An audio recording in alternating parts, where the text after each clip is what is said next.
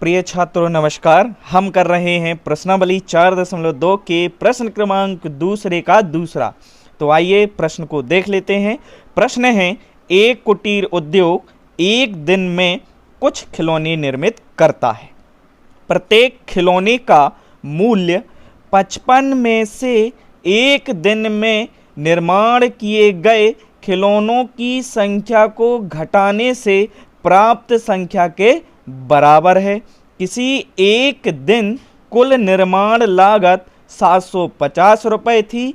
उस दिन निर्माण किए गए खिलौनों की संख्या ज्ञात कीजिए।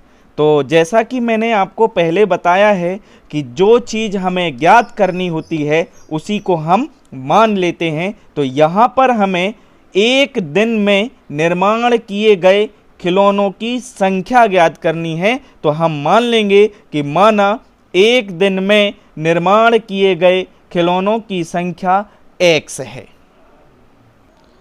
तो इस प्रकार हम लिख देंगे कि माना उस दिन निर्माण किए गए खिलौनों की संख्या x है। अब हमें उस दिन जितने खिलौने बनाए गए हैं उनकी संख्या पता चल गई। आइए प्रश्न पढ़ लेते हैं। यहाँ से प्रश्न उठाते हैं। लिखा है, प्रत्येक खिलौने का मूल्य 55 में से एक दिन में निर्माण किए गए खिलौनों की संख्या को घटाने से प्राप्त संख्या के बराबर है। तो देखिए यहाँ पर जो एक खिलौने का मूल्य है वो किस पर डिपेंड है? 55 में से उस दिन निर्माण किए गए खिलौनों की संख्या को घटाने से प्राप्त संख्या के बराबर है। कौन? खिलौने का मूल्य। कितने खिलौने का? एक खिलौने का। तो देखिए 55 में से हम किसको घटाएंगे? एक दिन में निर्माण किए गए खिलौनों की संख्या। तो एक दिन में कितने निर्माण किए जा रहे हैं? x किए जा रहे हैं। तो x हम इसमें से घटा देंगे तो ये हो जाएगा 55 माइनस x, यानी कि एक खिलौने का मूल्य हो जाएगा 55 माइनस x। तो आइए इसको भी लिख देते हैं।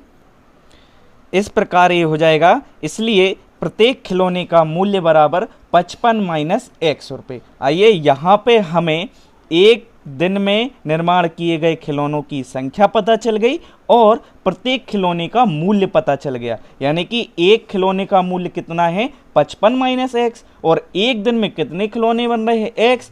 तो x खिलौनों की लागत कितनी हो जाएगी?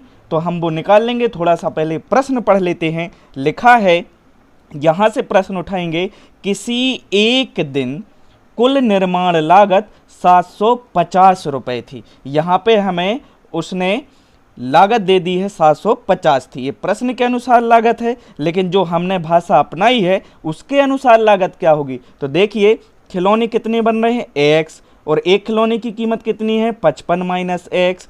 तो हम इन दोनों का आपस में गुणा कर देंगे तो क्या निकल आएगी? कुल लागत निकल आएगी। किसकी? x खिलौनों की।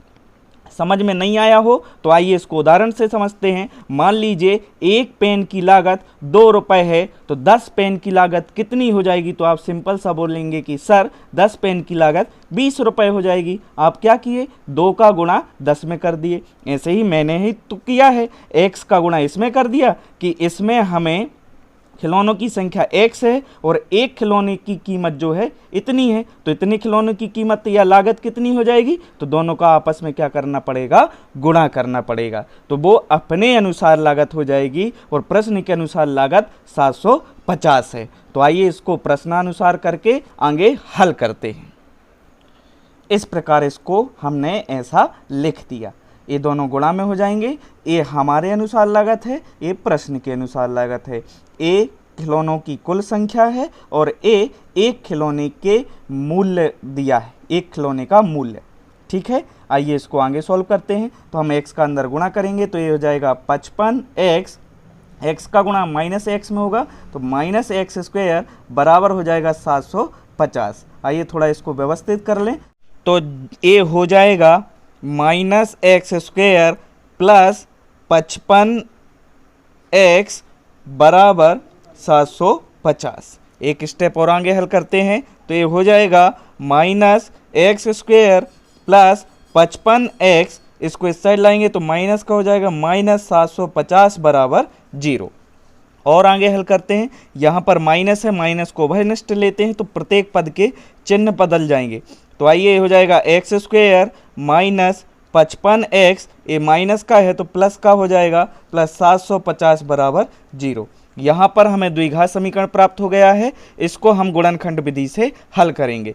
तो आइए गुणनखंड विधि से हल करते हैं। तो पहली संख्या का आखिरी संख्या में गुणा तो 750 आएगा। अब 750 को ऐसे दो भागों में तोड़ना है कि उन भागों का आपस में गुणा करें तो 750 आए, जोड़ें या घटाएं तो 55 आए। तो ध्यान दीजिए वो संख्याएं होंगी 25 और 30। जब 25 का गुणा आप 30 में करेंगे तो 750 आएगा और जोड़ेंगे तो 55 आएगा। तो आइए इनको x के साथ इस प्रकार लिख लेते हैं। तो a हो जाएंगी हमारी बराबर एक्स स्क्वेयर, माइनस है तो माइनस 55 को लिख सकते हैं हम 25x प्लस 30x प्लस 750 बराबर हो जाएगा 0। आइए कोष्टक खोलते हैं। तो ये हो जाएगा x square minus 25x, minus का अंदर गुणा करना है तो माइनस 30x प्लस 750 बराबर 0। यहाँ पर हमें 4 पद प्राप्त हो गए हैं, इनको दो दो में बांट लेंगे। तो ये हो जाएगा एक्स स्क्वेयर माइनस 25x एक कोष्टक में, दूसरे में हो जाएगा माइनस बाहर निकल रहा है तो अंदर के चिन्ह बदल जाएंगे। तो ये हो जाएगा 30x माइनस 750 बराबर 0। तो आइए अब आगे उभयनिष्ठ ले लेते हैं। तो ये हो जाएगा यहाँ से x उभयनिष्ठ आ जाएगा तो x बाहर, तो x माइनस 25 माइनस यहाँ से देखिए कहीं ना कहीं इसके पास 25 और 30 गुणा के रूप में है तो हम 30 बाहर निकाल लेंगे तो अंदर बचेगा x माइनस 25 बराबर 0। अब x माइनस 25 दो बार है तो इसको एक बार लिखेंगे। ये हो जाएगा x माइनस 25 एक बार, शेष जो बचा x माइनस 30 बराबर 0। एक बार x माइनस 25 को 0 के बराबर लेंगे तथा x माइनस 30 को भी हम 0 के बराबर लेंगे। तो ये हो जाएगा x बराबर 25 तथा x बराबर हो जाएगा 30। चूँकि दोनों धनात्मक मान हैं तो हम आंसर में लिखेंगे अतः निर्माण किए गए खिलौनों की संख्या 25 अथवा 30 है, यानी कि 25 भी हो सकती है और 30 भी हो सकती है।